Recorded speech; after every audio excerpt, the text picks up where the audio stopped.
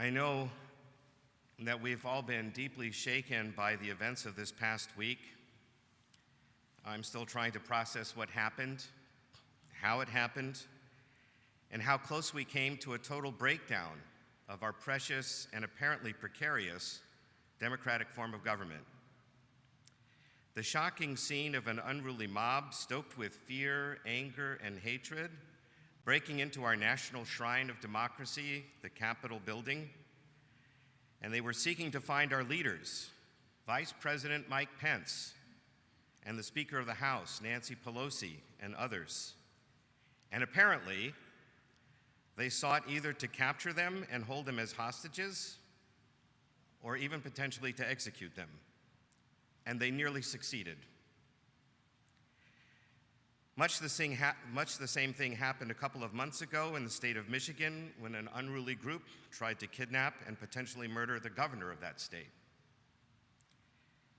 What has our country come to? But Rabbi Strauss has already given a very powerful and important sermon about the assault on our Capitol last night, and I assume that most of you have also been watching the news on TV or reading various news media online already, and I don't really have a lot to add to what has already been said or written, at least not this morning. Instead, today, I want to focus again on the character of leadership.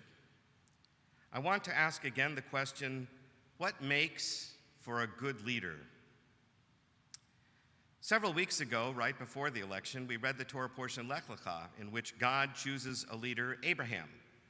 And I asked the question then, why did God choose Abraham?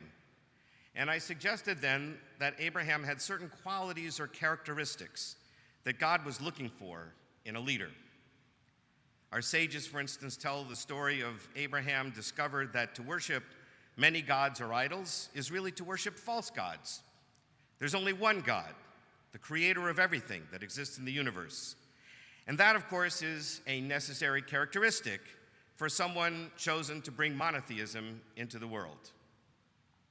But I suggested that God also had other considerations. As creator, God had planned for humanity to rule the world.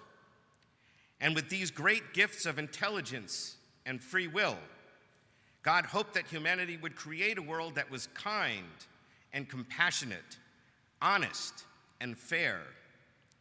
And God believed that Abraham had these particular qualities for reasons that I explained at that time. And that is why God chose Abraham for the task of sparking the light of monotheism into the world. In this morning's Torah portion, God again needs a leader, someone who will be God's messenger to Pharaoh to set in motion a truly miraculous agenda, freeing an enslaved people from the powerful Egyptian empire. More than that, this leader would teach this nation of freed slaves a set of laws that would guide them and help them create a society that embodied God's desired values: truth and honesty, kindness and compassion, justice and fairness. Can we discover from the text, the Torah, the necessary ingredients of character that Moses embodied that would explain why God chose Moses for this seemingly impossible task? Let's take a look.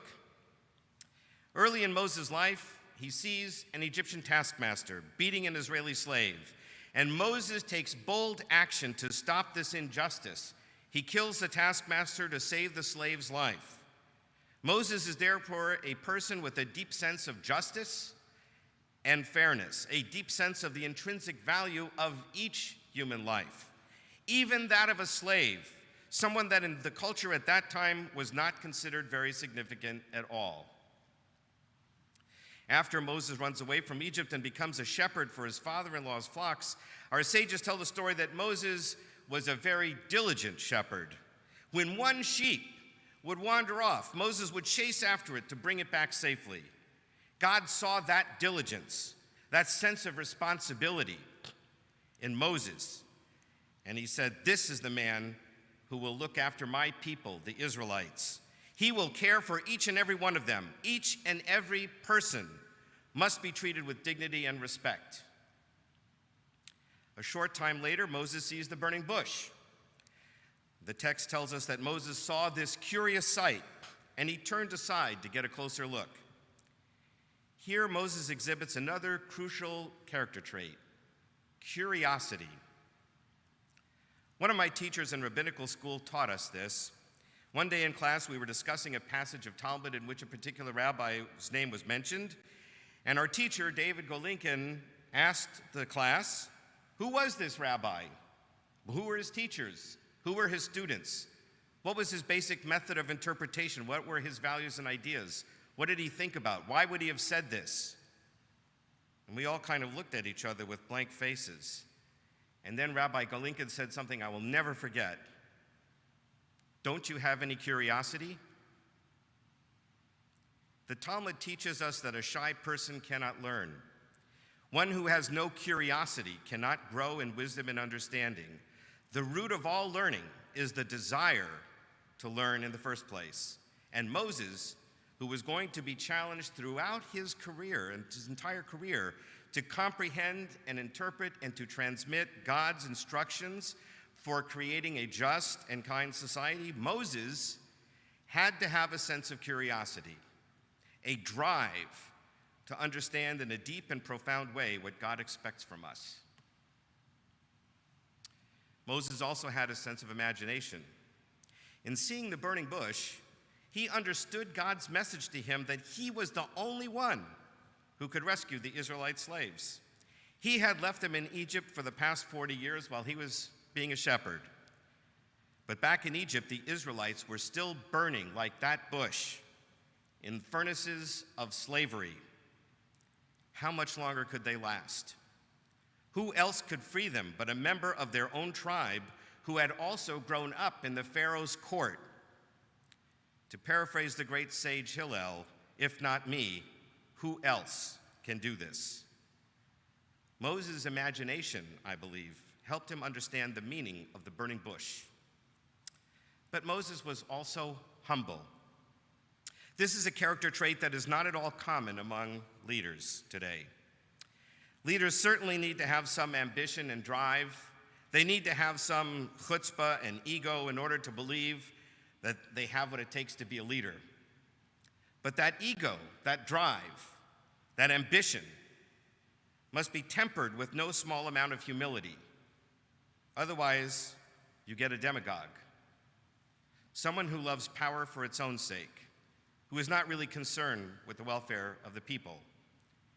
Moses at the burning bush tries to argue with God. I can't do this task. It's too challenging. It's too difficult. Besides, I have a speech impediment.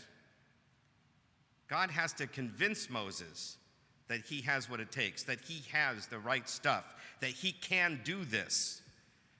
Moses was the very personification of humility. It is a character trait that any good leader must have to be a good leader. One who knows his limits, but can call on others to join in and help. One who's not so full of himself that he could care less about anyone else. Moses has integrity. He stands up to Pharaoh, who thought of himself as a god. But Moses speaks the truth to Pharaoh. The slaves must be set free. Every time Moses is challenged, whether by Pharaoh or by Korach or the other rebels, Moses stays true to his mission. He does not waver from what is right and what is true. That is integrity. And Moses is determined. Despite the challenges he faced throughout his 40-year career, leading the Israelites out of slavery and through the wilderness, he remains focused on his goal. Countless times the Israelites complained, "Why did you take us out of Egypt? It was so much nicer there." Clearly, they had a short memory, or at least a convenient memory of Egypt.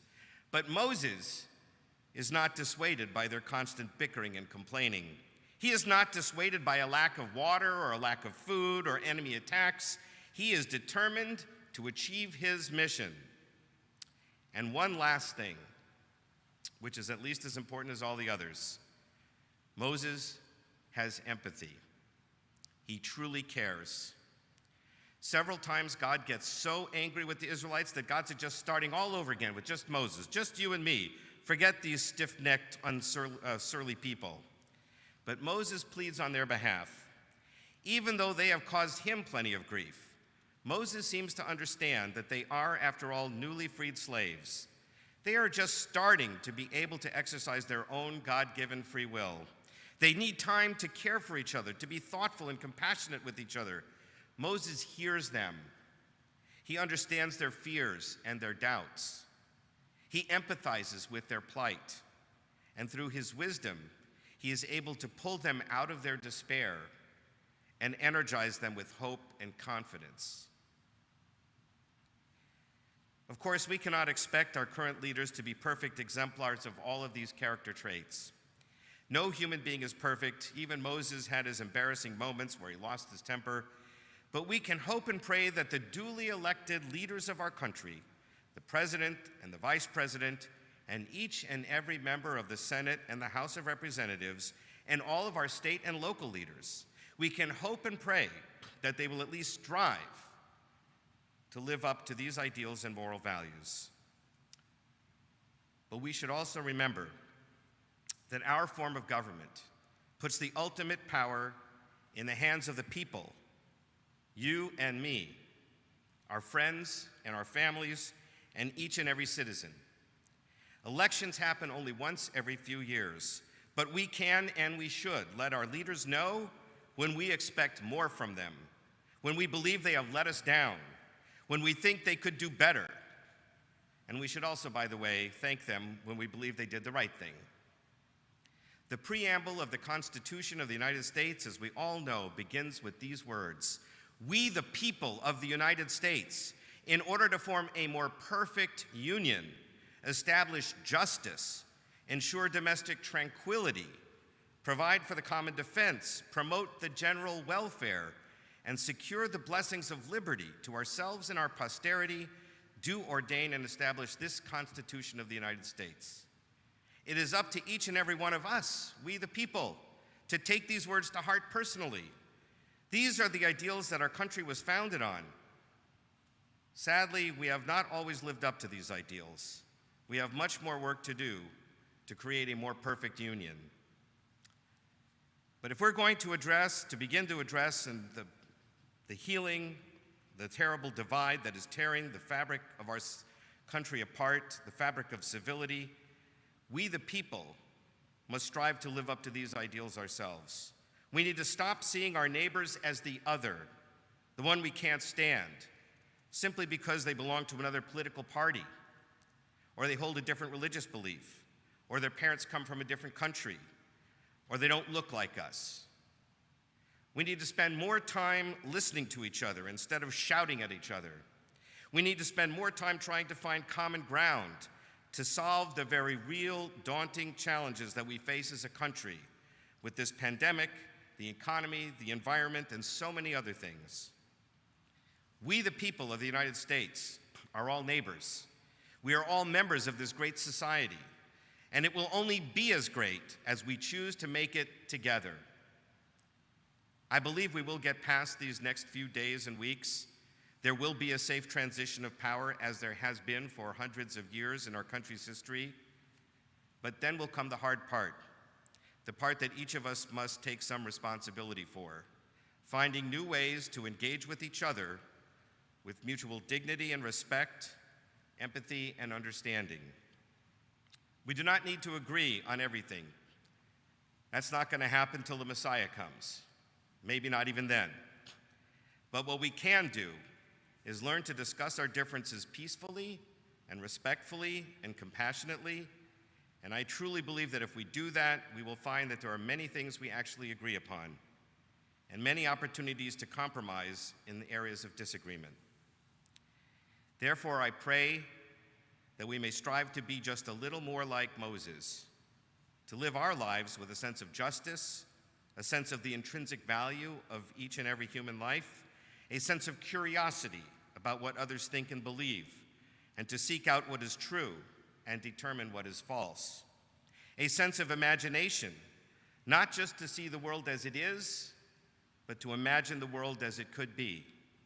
a sense of humility, because no one is the center of the universe or an idol to be worshiped by others, a sense of integrity, and a profound determination to make other people's lives better, to make our nation better, and indeed to make the world itself a better place.